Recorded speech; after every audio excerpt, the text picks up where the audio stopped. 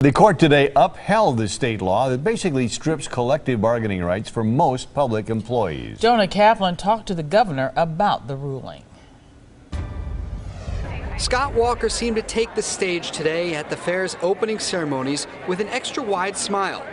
Yes, he admitted he loves fair food, but he also celebrated two of the major decisions handed down this morning from the state Supreme Court.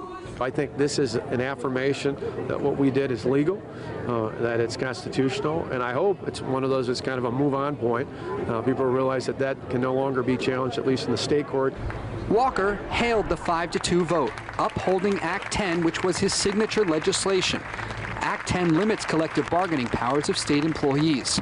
The governor credits the law for lowering taxes, something he thinks will matter to voters. Not only for our base, but for independent-minded voters, we're looking to look at the facts and make an objective decision. This affirms a clear difference in this race. We will allow Act 10 to go forward.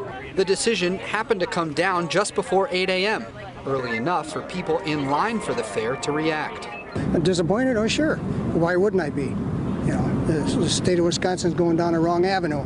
It's not pleasant, but that's something we've got to live with. I'm not disappointed. I'm not surprised. It's just the face of education as we know it is changing. But we just need to show all the support we can for our teachers. Plenty of other people here at the fair shared their opinions, including someone else who sat up on this stage during the opening ceremonies, Milwaukee Mayor Tom Barrett. Obviously, I don't support the wide range of Act 10 and taking away people's right to organize.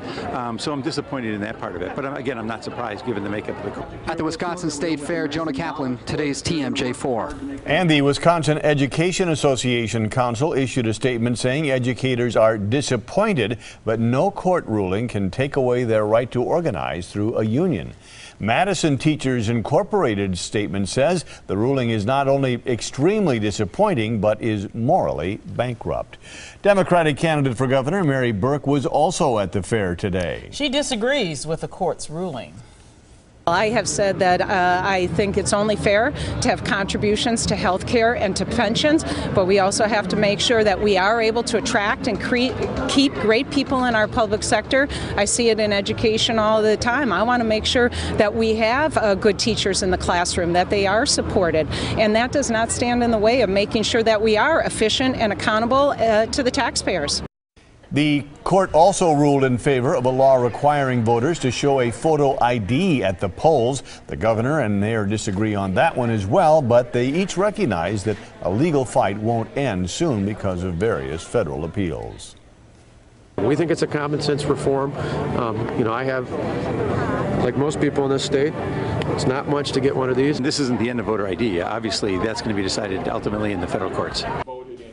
And the NAACP and Voces de la Frontera both criticized today's decision.